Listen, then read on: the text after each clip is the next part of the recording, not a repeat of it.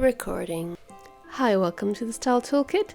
Today I want to talk about Pinterest, how you can use it. So I know that there are some naysayers who would say don't use Pinterest when it comes to your personal style, and the reason being is that the photos you see of models wearing different outfits, it's not necessarily going to translate very well because you don't look like them, they don't have your body type, the colors might not work for you, and all of this is very true. Saving photos of images you like on its own, it doesn't help you figure out what your style is. But I have two suggestions on how to use Pinterest, and it's not to figure out your personal style per se. The first one has to do with self-confidence and body image, and that is if there is a trait about yourself that you struggle to fully embrace, are you capable of finding photos that would highlight that trait in the best possible light? The shape of your body or your eyebrows, your nose, your hair. If you can have a Pinterest board that celebrates people that share that trait with you. I had this board where I would just post photos of women and sometimes men who had really beautiful, really gorgeous curly hair. What this does is it forces your brain to acknowledge if all these people look good, then it follows that I too must look all right. Maybe you have thin lips, right? And you wish you had fuller lips, but you have thin lips. Well, start posting photos of women you think are gorgeous who have thin lips. It's just an exercise in trying to destigmatize that trait for you, for your brain, to deprogram it into thinking that beauty can only happen in one shape or form. So that's one way to use Pinterest. But now onto the bit that is really the meat and potatoes of this video. You're gonna treat your Pinterest as if it was a magazine, and you're going to have this detachment where it's like you get to pretend that you're Anna Wintour. You don't have to know right off the bat how it's going to look. You're just going to pin any image that you think is really interesting, really unique, that really there's no hesitation about it. You look at that and you think, wow, this looks amazing. But you don't have any sort of a priori ideas about where that's going to take you. Please keep in mind that this is something that you do over months and not just quickly in a couple of days. Pin the photos of the outfits that you like, not with a view to improve your personal style. Don't worry about your body type. Don't worry about your colors, right? All these things that we're told, well, this is why you shouldn't use Pinterest. That's okay. We're not going to worry about it. Don't worry about whether those outfits are practical, if they're too revealing, if they're too expensive and you could never afford them. You're just going to pin photos that you think look really cool, interesting, more like things that you love and not things that you like, because we don't want to necessarily aim for something lukewarm, but, nice and practical. What are you drawn to aesthetically without really having to be pragmatic about it? So your role isn't to find clothes for you, it is to create this project. You're giving it your stamp of approval, right? So it does reflect on you, the choices, the taste level, all of that does reflect on you in some way, but it's not really for you to wear. What is the point of this? Why would I do this? Do this because you want to collect some data, some raw material. You want to figure out what is your point of view.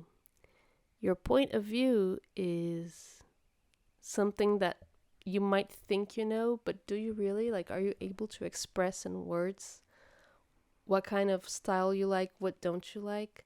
And I think that if you get in the habit of doing this editorial process, so to speak, you will notice patterns emerging. You'll be forced to recognize what do you like, what don't you like, what do you leave out is also important, valuable information. You might say, well, it's not really helpful because it's a bit all over the place because I feel drawn to athleisure, but also cottagecore. We're not super one-dimensional when it comes to style. We might feel ourselves attracted to a wide range of things, and that's okay. A fashion magazine isn't just going to serve one type of look. It's going to have different fashion spreads that contain different ideas.